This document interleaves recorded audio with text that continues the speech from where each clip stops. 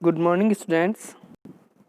आज की क्लास में हम पढ़ेंगे प्रोडक्शन फंक्शन, उत्पादन फलन क्या होता है और उत्पादन से संबंधित विभिन्न टर्म्स, कुल भौतिक उत्पाद, सीमांत भौतिक उत्पाद, औसत भौतिक उत्पाद, इनका अध्ययन करेंगे। साथ ही हम परिवर्तनशील अनुपातों का नियम, लॉ ऑफ वेरिएबल प्रोपोर्शन का अध्ययन करेंगे। तो तैयार हैं आप? शुरू करते हैं। उत्पादन फलन। उत्पादन फलन को जानने से पहले हमें जानना होगा उत्पादन क्या होता है। उत्पादन होता है किसी वस्तु में उपयोगिता का सृजन, है ना। किसी वस्तु में उपयोगिता का सृजन करना ही उत्पादन है। चाहे वह कपास से रुई बनाना, रुई से कपड़ा बनाना, वो दोनों स्तर पर क्या हुआ? उत्पादन हुआ। ठीक है, उसे हम क्या कहेंगे? उत्पादन। ठीक है।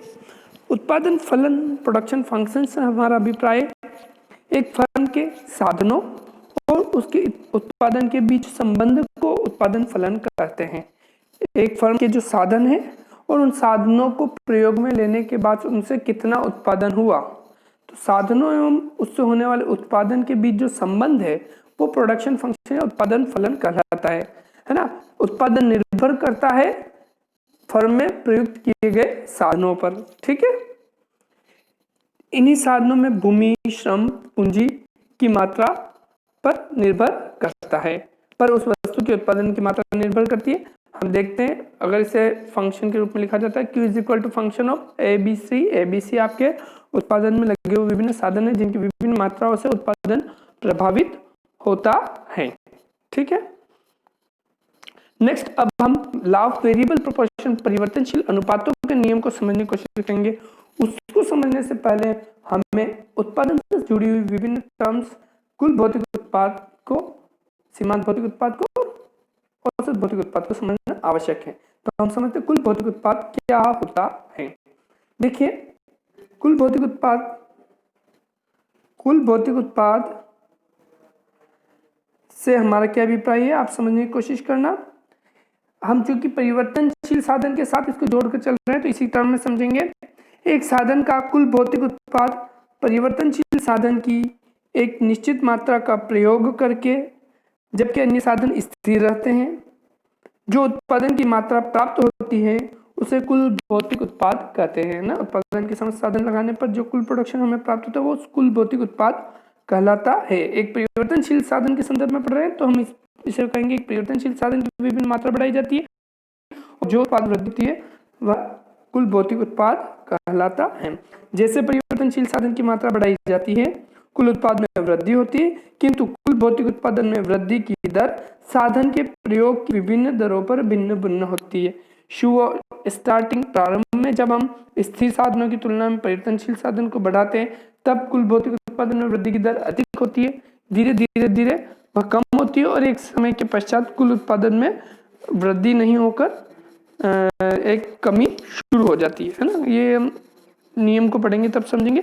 कुल मिला के कुल भौतिक उत्पाद का अर्थ है एक परिवर्तनशील साधन को अन्य स्थिर साधनों के पर लगाने पर जो कुल उत्पादन होता है उसे हम क्या कहते हैं? कुल भौतिक उत्पाद। ठीक है। नेक्स्ट इज औसत भौतिक उत्पाद, APP, एवरेज फिजिकल प्रोडक्ट।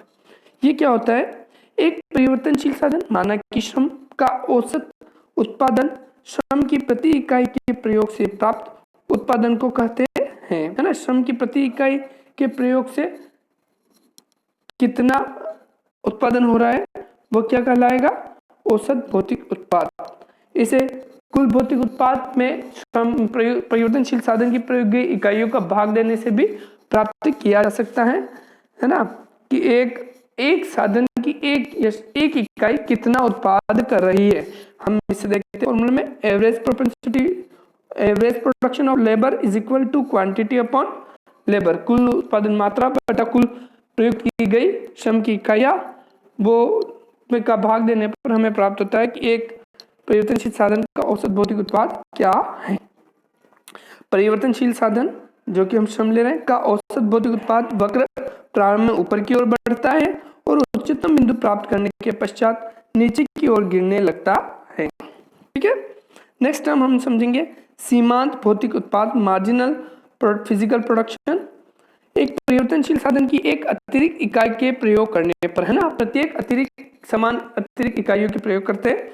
एक अतिरिक्त इकाई प्रयोग करने पर, जबकि अन्य साधन जैसे पूंजी स्थिर रहती है, जो वस्तु के कुल उत्पाद में वृद्धि होती है ना। पहले मान लीजिए 10 श्रम हम काम में ले रहे थे, 10 इकाई श्रम से 100 प्रोडक्शन हो रहा था, और 11वीं इकाई श्रम काम में लेने पर 109 प्रोडक्शन हुआ। तो जो कुल उत्पाद में जो वृद्धि 9 हुई है, एक श्रम की एक इकाई को बढ़ाने पर कुल उत्पाद में जो 9 की वृद्धि हुई है, वह क्या हो गया? सीमांत भौतिक उत्पाद।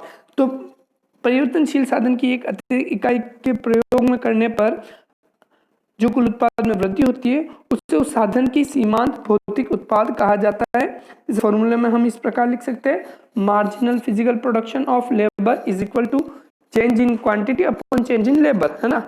उत्पाद में परिवर्तन बटा श्रम इकाइयों में परिवर्तन। ठीक है, चलिए इन तीनों टर्म को समझने के बाद पश्चात हम आगे बढ़ते हैं और पढ़ते हैं लॉ ऑफ वेरिएबल प्रोपोर्शन, परिवर्तनशील अनुपात का नियम। ये नियम है, इस नियम को प्रतिष्ठित अर्थशास्त्र में हासमान प्रतिफल के नियम से भी कहा जाता है, लेकिन इसका संशोधित रूप जो है वो परिवर्तनशील अनुपात के नियम से नवीन अर्थशास्त्रियों ने प्रतिपादित किया। क्या होता है ये? स्थिर साधनों की तुलना, सैमुअल्सन ने कहा है, स्थिर साधनों की तुलना में कुछ साधनों में वृद्धि करने पर से उत्पादन में वृद्धि होगी, परंतु एक बिंदु के बाद साधनों की समान वृद्धियों से प्राप्त अतिरिक्त उत्पादन उत्तरोत्तर कम होता जाएगा।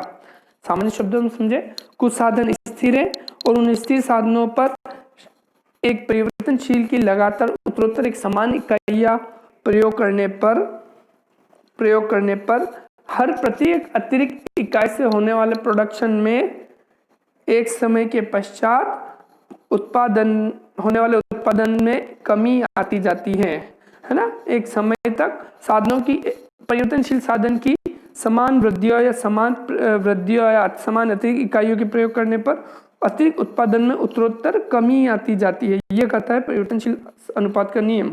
अर्थात कुल साधनों, स्थिर साधनों के साथ परिवर्तनशील साधनों को बढ़ाने पर एक समय के पश्चात कुल उत्पादन भी घटता है।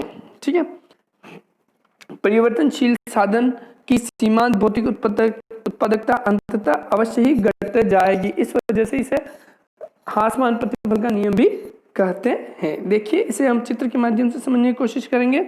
आपका टीपी है टोटल प्रोडक्टिविटी कर्व, कुल भौतिक उत्पाद वक्र, और दो आपको कर्व है marginal productivity and average productivity, औसत उत्पाद और सीमांत उत्पाद। हम इस डायग्राम के माध्यम से परिवर्तनशील अनुपात के नियम को समझने की कोशिश करेंगे और इस परिवर्तनशील अनुपात के नियम की 3 अवस्थाएं उन्हें समझने की कोशिश करेंगे।